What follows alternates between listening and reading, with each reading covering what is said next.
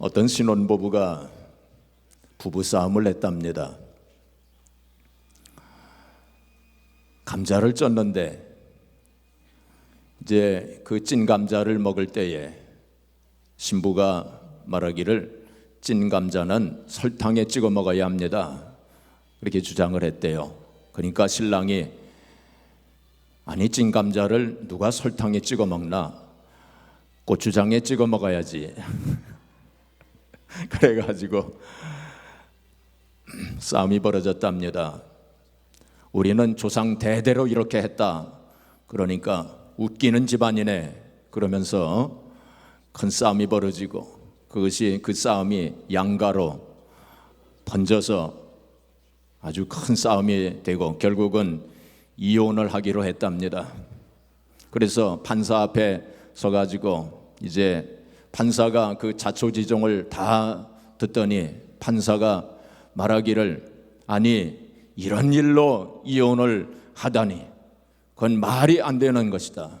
그러면서 어떻게 찐 감자를 설탕에 찍어 먹으며 어떻게 찐 감자를 고추장에 찍어 먹을 수 있느냐?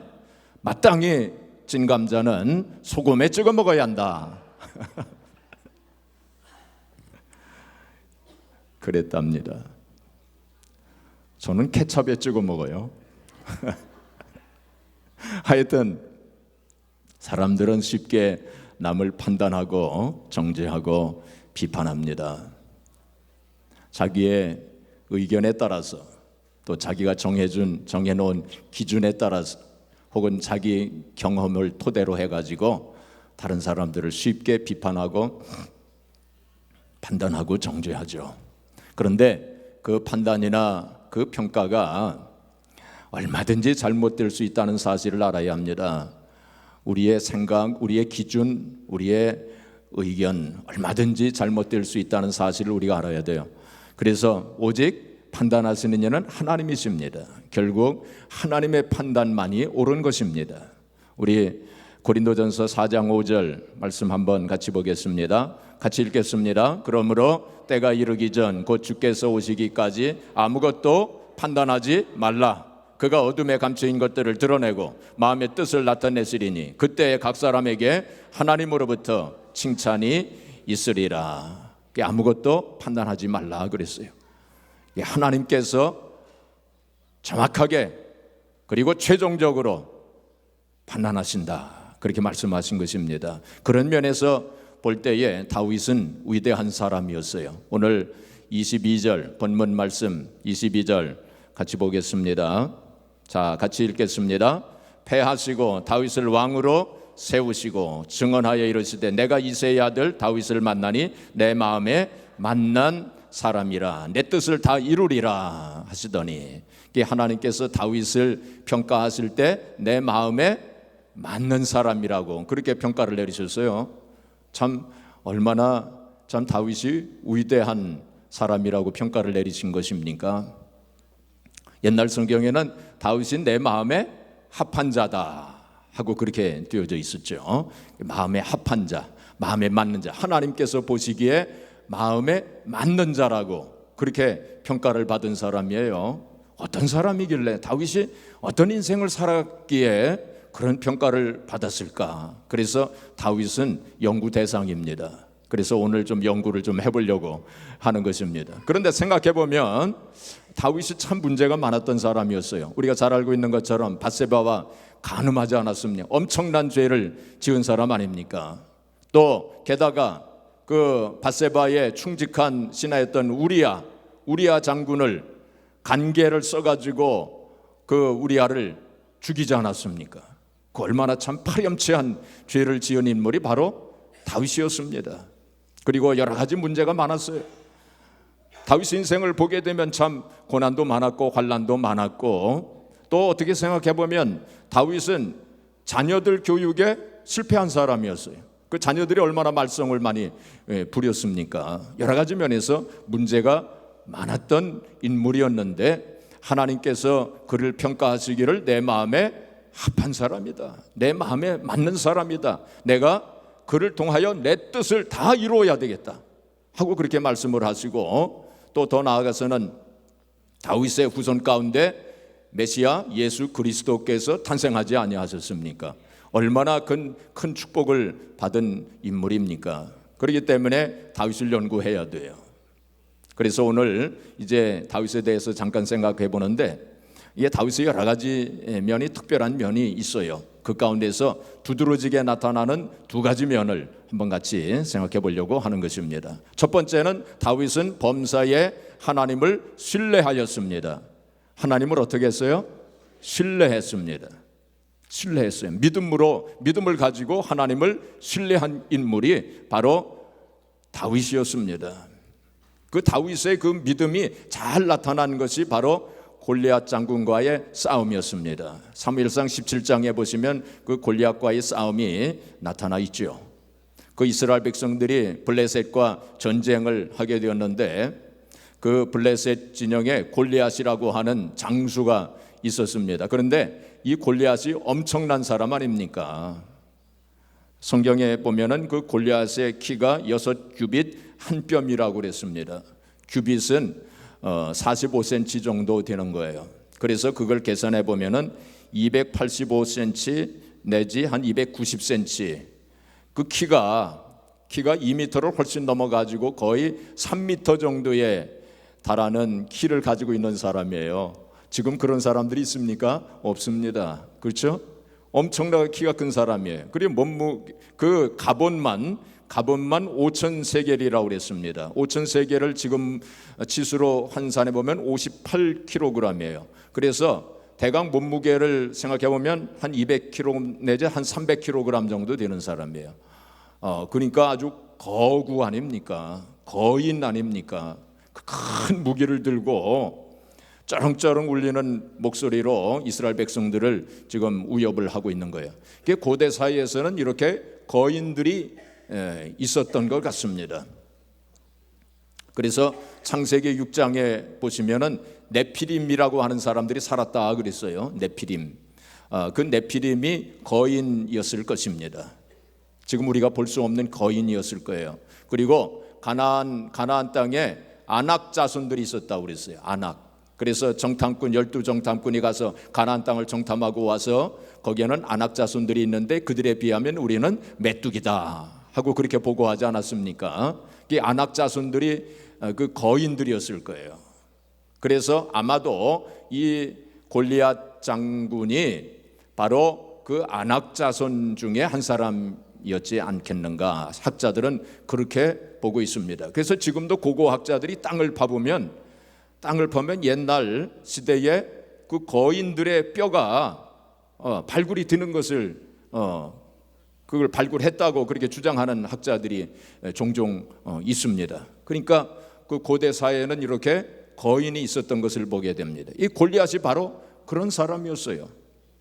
이 사람이 앞에 나와가지고 이제 하나님을 모독하면서 싸움을 걸어온 거예요. 하나님을 모독하면서 싸움을 걸어왔는데 이스라엘 진영에서는 다 벌벌 떨면서 감히 골리앗과 싸우려고 하는 사람이 없었죠. 그때에 이제 다윗이 나타나지 않습니까? 다윗은 그때에 20살이 안 되는 소년이었습니다. 그리고 형들에게, 전쟁을 하고 있는 형들에게 점심을 날라주는 그 심부름을 이제 하고 있다가 보니까 큰 사람이 나타나가지고 이 하나님을 모독하는 말을 서슴지 않고 있단 말입니다. 그러니까 이 다윗의 마음속에 거룩한 분노가 이제 나오게 된 거예요. 그래가지고 사람들에게 저 사람이 누구냐고, 저렇게 감히 하나님을 모독하는 저 사람이 누구냐고 이렇게 사람들에게 묻기 시작을 했습니다. 그 말이 이제 그 당시 사울 왕이죠. 사울 왕에게까지 그 말이 이제 전달이 되게 됐고, 사울이 다윗을 만나보고 싶어 했습니다. 어떤 사람이길래 그렇게 담대하게 말을 하는가. 그래가지고 다윗이 사울 왕 앞에 불려나가게 됐죠. 그때에 다윗이 제가 가서 한번 싸워보겠습니다 하고 그랬죠. 그러니까 사울이 말렸습니다. 너는 소년이다. 너는 소년이고 그 사람이 적수가 못 돼 하고 그렇게 얘기를 하니까 다윗이 아닙니다. 제가 양을 칠 때에 사자나 곰이 저의 양을 빼앗아갈 때 제가 쫓아가가지고 사자들을 그리고 곰을 때려 죽이고 양을 빼앗은 적도 있습니다 하고 그렇게 얘기를 했어요. 그러니까 사울 왕이 그럼 한번 해봐라. 그래가지고 자기 군복을 벗어가지고 이거 입고 나가서 싸우라 그랬어요. 그러니까 다윗이 그 군복을 입어보니까 너무 커가지고 이게 맞질 않는 거예요. 이게 불편하기만 해요. 이거 안 되겠습니다. 벗어버리고 자기 옷을 그냥 입고, 그리고는 물맷돌을 5개를 주워가지고 주머니에 넣고 이제 막대기 하나 들고서는 이제 나가지 않습니까? 그때 이 골리앗이 그 모습을 보고 웃으면서 얘야 내가 개냐 왜 막대기를 들고 오느냐 하면서 그렇게 이제 웃으면서 이제 가소롭게 생각을 한 거죠. 그때 다윗이 이제 뭐라고 응수를 이제 하느냐면은 45절에 사무엘상 17장 45절에 그리고 47절에 아주 통쾌한 그런 장면이 나오죠.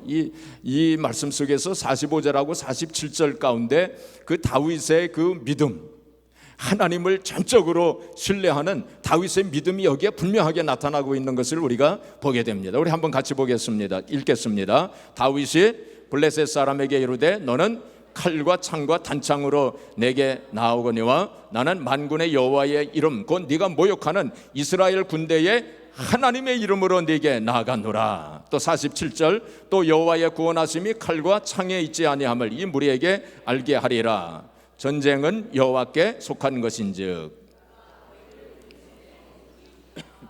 자, 그러니까 다윗이 지금 뭐라고 했습니까? 너는 칼과 창과 단창으로 나오지만은 나는 네가 모욕하는 만군의 하나님 여호와의 이름으로 나간다.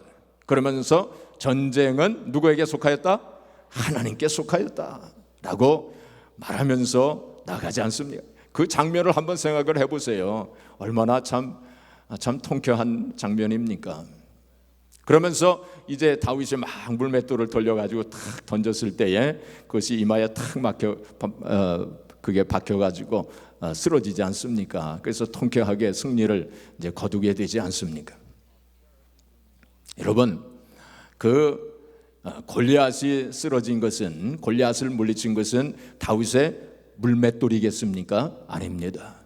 무엇이 골리앗을 무너뜨렸습니까? 다윗의 믿음. 다윗의 믿음이 그 골리앗을 무너뜨린 거 아닙니까? 사랑하는 성도 여러분, 우리가 인생을 살다 보면 참 골리앗과 같은 문제를 우리가 만날 때 있지 않습니까? 그럴 때 우리는 어떻게 하겠습니까? 그때 우리에게 다윗과 같은 그러한 믿음이 있습니까? 정말 다윗처럼 하나님 살아계신 것을 확실하게 믿고 하나님의 전지전능하심을 확실히 믿고 또 하나님께서 결국 선한 길로 인도해 주실 것을 믿는 그러한 확실한 믿음을 여러분들이 가지고 계십니까? 많은 사람들이 믿음이 있다고 말은 하면서도 믿음을 어떤 문제가 닥쳤을 때에 어떤 현실 속에 그 믿음을 적용시키지 못하는, 적용시키지 않는 그러한 경우를 우리가 많이 보게 돼요. 우리는 우리의 믿음을 우리의 문제 속에, 우리의 환경 속에, 형편 속에 적용시키면서 그 믿음을 실천하면서 그렇게 살아야 돼요. 어떤 사람들은 작은 일이 생겼을 때는 믿음을 써요. 그런데 큰 일이 생겼을 때는 그냥 낙심하고 좌절하고 절망하고 그럽니다. 또 어떤 사람들은 어떤 교회 일, 신앙적인 일에 대해서는 믿음을 좀 쓰는 것 같은데 가정일이라든지 사업을 하는 일에 있어서는 믿음을 쓰지 않는 그런 경우도 있어요. 그 신학자들은 그런 믿음을 가리켜서 파타임 믿음이라고 말합니다. 파타임 믿음이에요, 그거는. 우리는 풀타임 믿음을 가져야 될 줄로 믿습니다. 어떤 일에든지, 큰 일이든지 작은 일이든지 영적인 일이든지 육신의 일이든지 24시간 365일 우리는 믿음을 써야 돼요. 하나님을 온전히 믿고 신뢰하는 그 믿음으로 우리가 살아가야 하는 것입니다. 그런데 많은 사람들이 그 믿음을 쓰지 아니하고 다른 것을 봅니다. 나는 돈이 없어서 문제야. 나는 학벌이 없어서 문제야. 나는 백이 없어서 문제야. 나는 세상에 힘이 없어서 문제야. 등등 다른 것을 바라봐요. 다른 것을 바라봐요. 그런데 여기 다윗에게는 칼과 창이 없었다고 그랬어요. 칼과 창이 없었어요. 뭐가 있었어요? 믿음이 있었어요. 50절 보시면은 사무엘상 17장 50절 우리 같이 읽겠습니다. 다윗이 같이 물매와 돌로 블레셋 사람을 이기고 그를 쳐 죽였으나 자기 손에는 칼이 없었더라. 칼이 없었다고 하는 것을 다시 한번 강조하면서 반복하고 있습니다. 다윗에겐 칼이 없었어요. 세상적인 것이 없었다는 것입니다. 사람들이 의지하는 그거 없었다는 것입니다. 그러나 그에게는 뭐가 있었어요? 믿음이 있었어요. 믿음이 있었어요.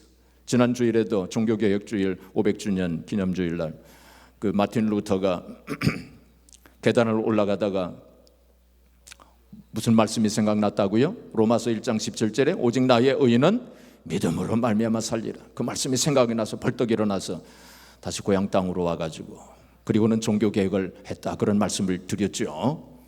오직 나의 의인은 믿음으로 하나님 백성들은 믿음으로 살도록 하나님이 정해 놓으신 거예요. 다른 거 없어도 믿음이 있으면 우리는 이 세상을 이길 수 있게 되는 것입니다. 바로 다윗이 골리앗을 이긴 것은 바로 그 믿음으로 이긴 거예요. 다윗은 그런 사람이었습니다. 시편 57편을 보시면은 그 시편 57편은 다윗이 제일 어려울 때에 사울 왕이 자기를 죽이려고 3,000명의 군사를 이끌고 그를 찾고 있을 때 그 다윗이 엔게디라고 하는 굴 속에 숨어 있는 그러한 상황 속에서 정말 절체절명의 그러한 순간에 이 시편 57편을 지었다고 그렇게 알려져 있습니다.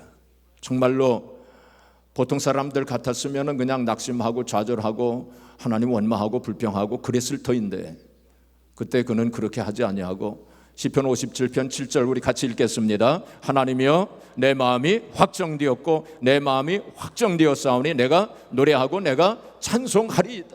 그러한 가운데 정말로 낙심하고 좌절할 수밖에 없는 그러한 상황 속에서 다윗은 내가 노래하고 내가 찬송하리이다. 이러한 상황 가운데서도 나 하나님 원망하지 아니하고 하나님께 불평하지 아니하고 나는 하나님 앞에 찬송하고 노래하고 하나님 앞에 감사하겠습니다 하고 그렇게 고백하지 않습니까? 저는 이 대목만 생각하면 참 감동이 돼요. 하나님은 얼마나 또 감동하셨겠어요. 네가 나를 감동시키는구나. 다윗아, 네가 나를 정말로 감동시키는구나. 우리 신앙생활은 다른 게 아닙니다. 하나님을 감동시켜 드리는 신앙생활만 하면 되는 거예요. 그렇죠? 다윗이 그때 하나님을 감동시켜 드렸어요. 그런 상황 가운데서도 오히려 하나님 앞에 감사하고 찬양을 드렸다는 것입니다. 시편 50편 23절에 감사로 제사를 드리는 자가 나를 영화롭게 하나니 그 행위를 옳게 하는 자에게 내가 하나님의 구원을 보이리라 말씀했어요. 11월 달은 이제 감사의 달, 추수감사주일이 얼마 남지 않았는데 우리가 역경 가운데서도 힘들고 어려운 고난 가운데서도 우리가 감사할 수 있는 건 무엇입니까? 하나님을 신뢰하기 때문에, 하나님 믿기 때문에, 하나님 결국 이러한 모든 일들을 통해서 합력의 선을 이루어 주시옵시고 또한 전화위복으로 만들어 주실 것을 확실히 믿기 때문에 우리는 그러한 가운데서도 감사할 수 있는 거 아닙니까? 그래서 철로역정을 지은 존 버년은 그 베드포드 그 감옥에서 이렇게 고백합니다. 나는 작정하였다. 나의 하나님이 방패가 되시고 도움이 되시니 비록 내 눈썹에 이끼가 끼더라도 나는 내 주님을 버리기보다는 이 감옥에 남아 있으리라. 그 감옥 참으로 힘든 그런 상황에 있었지만은 하나님을 신뢰하기 때문에 내가 끝까지 인내하면서 하나님 원망 불평하지 아니하고 하나님 앞에 감사하면서 이 감옥에 있으리라 하고 그렇게 고백한 거 아니겠습니까? 사랑하는 성도 여러분, 어떤 상황과 역경 속에서도 다윗이 가졌던 그 믿음, 하나님을 온전히 신뢰하는 그런 믿음을 가지고 인내하시기를 주님의 이름으로 축복합니다. 지난 금요일 날 우리 다락방 기도회 때 시편 121편을 함께 상고를 했어요. 그 시편 121편 아주 짧은 시편이지만 그 말씀 속에 하나님께서 지켜주신다, 하나님이 지켜주신다, 졸지도 아니하시고 주무시지도 아니하시면서 지켜주신다 하는 말씀이 6번이나 나옵니다. 그 지켜주신다고 하는 단어는 히브리 말로 마스아르라고 하는 단어를 썼는데 그것은 하나님께서 보초를 서신다 그런 의미가 있어요. 하나님께서 보초를 서시듯이 우리를 지켜주신다는 거예요. 지켜주신다고 하는 의미는 우리를 불꽃 같은 눈으로 다 살펴보신다는 거예요. 우리를 인도하신다는 거예요. 우리를 보호하신다는 것입니다. 어떤 역경 속에서도, 고난 속에서도 하나님 다 보시고 계세요. 안 보시는 것 같지만 하나님 다 보시고 계세요. 그래서 우리의 출입을 지금부터 영원까지 지켜주신다 하고 그렇게 약속하셨습니다. 그 약속의 말씀을 확실하게 믿고 어떤 상황 속에서도 낙심좌절 절망 의심하지 아니하고 믿음으로 승리하시기를 주님의 이름으로 축복합니다. 바로 다윗은 그런 사람이었어요. 둘째로 다윗은 범사에 하나님을 인정했습니다. 하나님을 어떻게 했어요? 인정했어요. 하나님을 인정했어요. 자, 잠언서 3장 6절 우리 같이 읽겠습니다. 시작. 예, 범사에 그를 인정하라고 그랬어요. 그래 하면 그가 네 길을 지도하시리라. 범사에 하나님을 인정하는 것이 중요합니다. 다윗은 그렇게 범사에 하나님을 인정했어요. 하나님을 인정한다고 하는 두 가지 의미를 가지고 있는데, 첫째는 하나님의 주권을 인정하는 것을 말합니다. 하나님의 주권을 인정하는 거예요. 하나님의 주권. 그건 영어로 말하면 sovereignty of God입니다. 하나님의 주권을, 하나님의 주권이라고 하는 것은 하나님께서 이 우주 만물을 다 만드신 분이 아니십니까? 당신께서 창조하신 이 우주를 다스릴 수 있는, 하나님의 뜻대로 다스릴 수 있는 절대적 권리를 가리켜서 하나님의 주권이라고 얘기합니다. 그래서 하나님은 살리실 자를 살리시고 죽일 자를 죽이시고 높일 자를 높이시고 또 낮출 자를 낮추시고 가난하게도 하시고 부자로 또 부자가 되게 하시고, 하나님 모든 것을 다 하시는 분이, 하나님의 주권대로 행하시는 분이 하나님이시에요. 다윗은 바로 그 하나님의 주권을 인정하고 살았던 사람이었어요. 두 번째로 하나님의 섭리를 인정했습니다.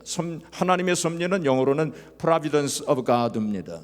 하나님의 섭리라고 하는 것은 하나님의 계획대로 인도하시고 다스리시는 것을 하나님의 섭리라고 말합니다. 바로 다윗은 그 하나님의 주권과 하나님의 섭리를 인정한 사람이었어요.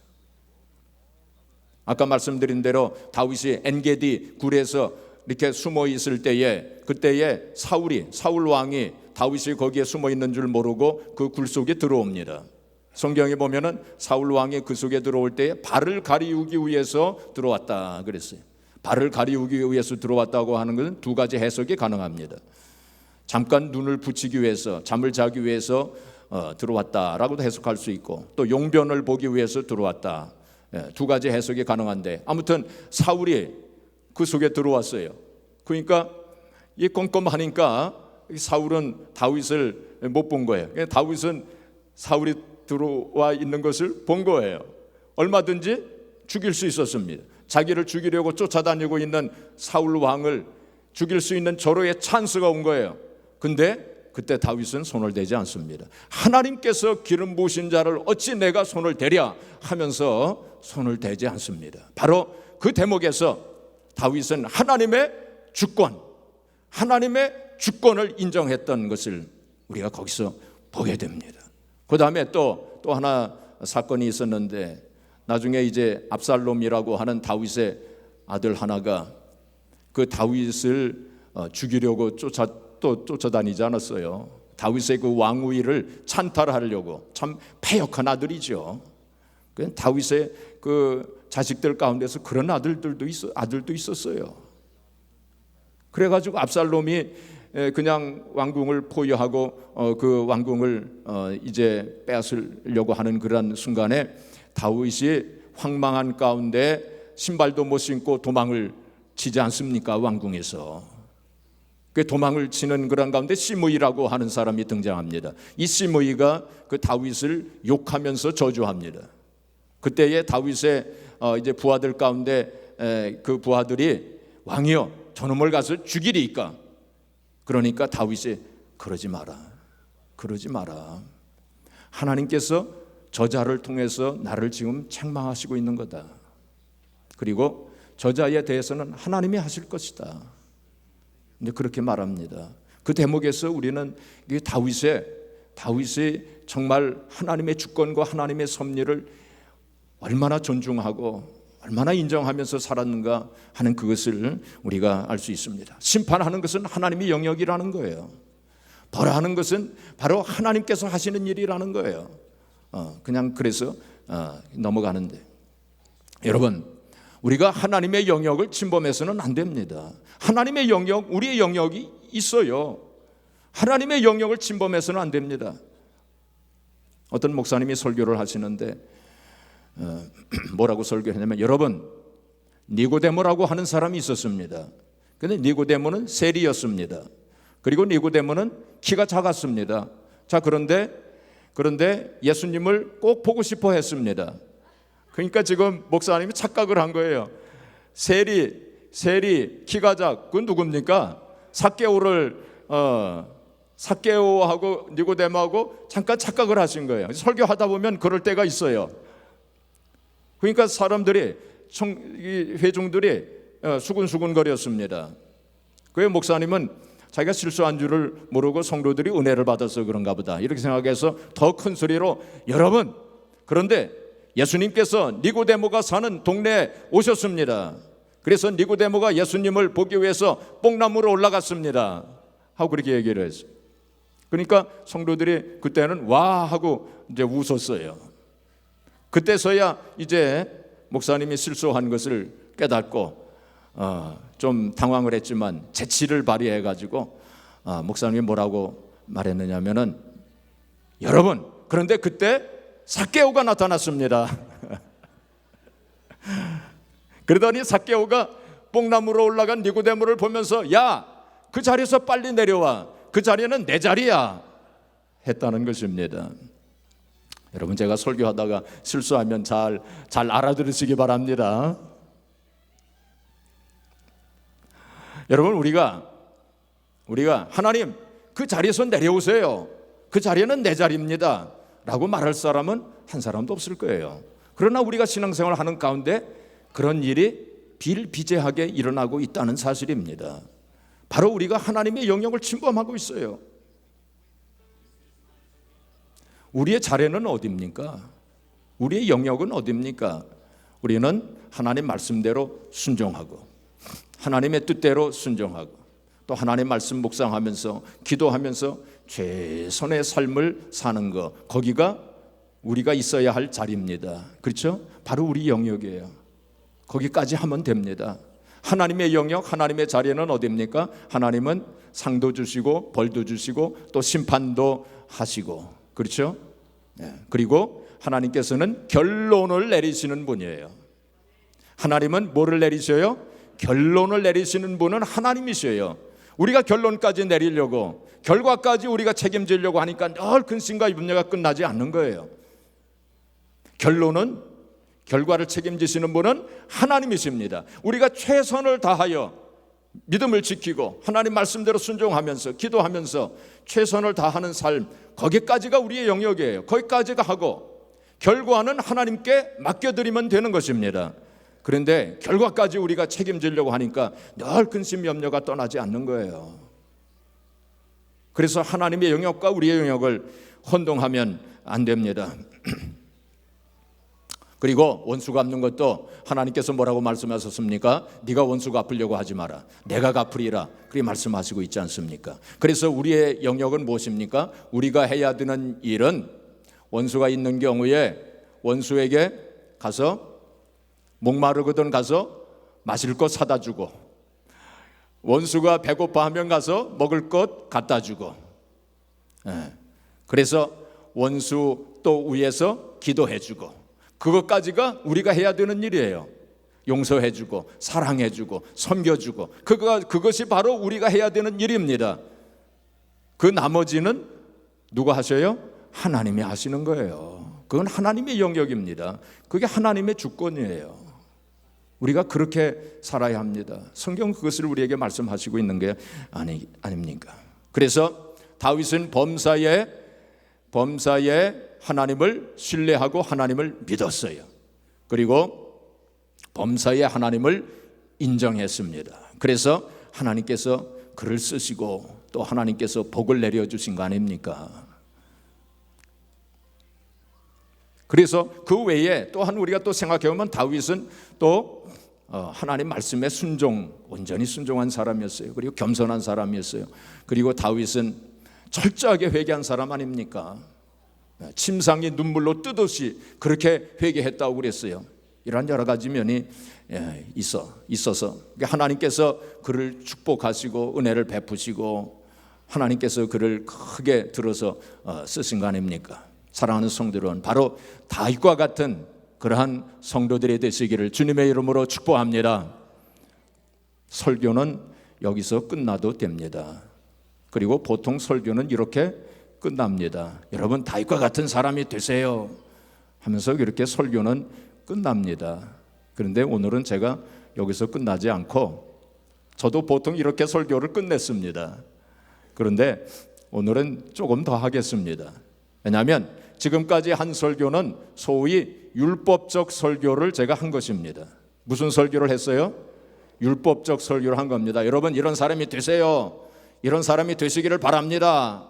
그 율법적 설교예요. 그게 보통 설교자들이 설교할 때 설교의 80% 이상은 율법적 설교를 합니다. 이런 사람이 되어야 합니다. 이런 사람이 되시기를 바랍니다. 율법적 설교예요.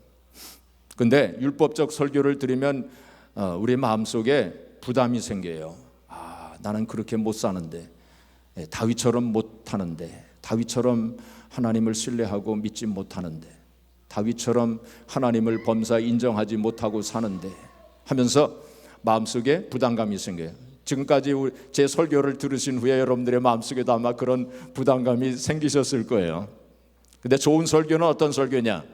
율법적 설교가 아니라 복음적 설교요. 그리고 은혜의 설교. 은혜의 설교가 좋은 설교입니다. 제가 은혜의 설교를 조금 더 하고 오늘 설교를 마치도록 그렇게 하겠습니다. 은혜의 설교는 어떻게 되느냐? 여러분, 다윗이 그런 사람이 되었기 때문에 하나님께서 그를 쓰시고 그를 축복하신 것이 아니고 하나님께서 다윗을 그런 사람으로 만들어 주신 것입니다. 이게 은혜의 설교예요. 여러분, 다윗이 믿음의 사람이 되어지고 또 다윗이 범사에 하나님을 인정하는 그러한 사람이 되었기 때문에 하나님께서 그를 쓰시고 축복하신 것이 아니고 하나님께서 다윗을 그런 사람으로 만들어 주시고 그래서 하나님께서 다윗을 쓰신 것입니다. 그게 정확한 설교예요, 사실은. 그래서 앞으로도 말이죠, 제가 설교를 할 때 율법적 설교를 많이 할 것입니다. 그럴 때에 제가 꼭 이제 이런 설교를 덧붙이지 않더라도 여러분 스스로 그 은혜의 설교를 좀 덧붙여셔서 그렇게 이해해 주시기를 바랍니다.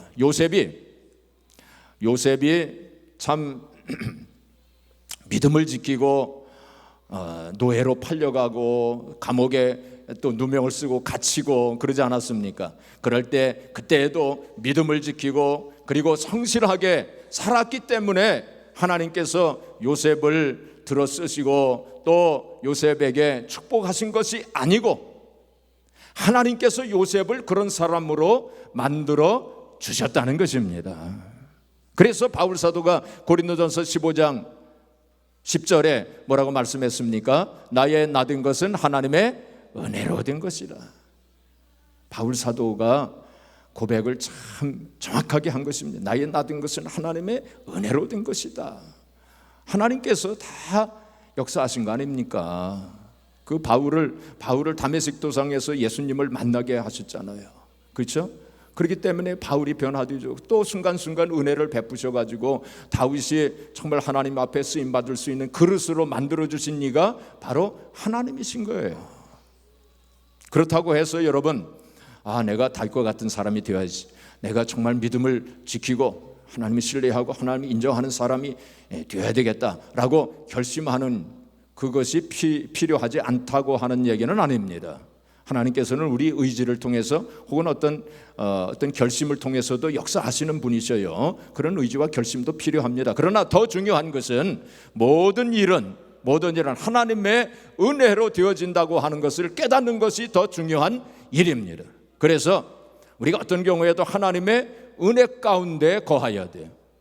은혜 가운데, 하나님의 은혜 가운데 거하는 것이 가장 중요한 일입니다. 그렇다면 하나님의 은혜 가운데 거하는 것, 하나님이 어떻게 하면 하나님의 은혜 가운데 거할 수 있을까요? 조금만 더 말씀드리면 요한복음 15장이 그것을 우리에게 아주 정확하게 우리에게 말씀해 주고 있어요.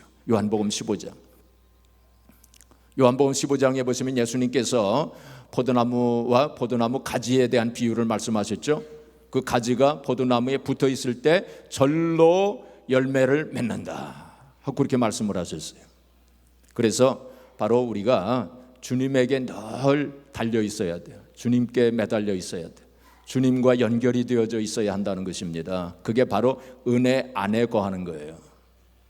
주님과 늘 연결된 삶을 살면 주님께서 우리에게 그 은혜를 우리에게 베풀어 주시고 그런 사람으로, 하나님 마음에 맞을 만한 사람으로 만들어 주신다는 것입니다. 자, 그런데 늘 주님과 연결된 삶을 살기 위해서 하나님께서 우리에게 은혜의 통로라고 하는 것을 주셨어요. 하나님께서 우리에게 주시는 은혜를 받을 수 있는 통로를 주셨어요. 그것을 means of grace라고 말합니다. 신학자들은 means of grace예요.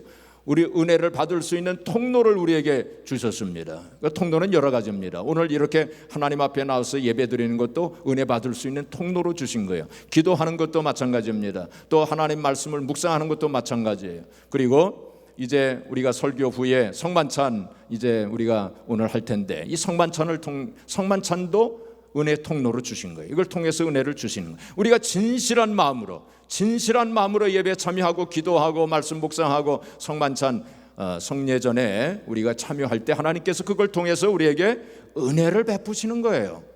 그래서 은혜를 우리가 받으면 우리의 은혜 안에 거하고 그걸 통해서 하나님께서 기뻐하시는 하나님 마음에 맞는 그러한 성도로 하나님께서 만들어 주시는 것입니다. 이제 결론을 내리겠습니다.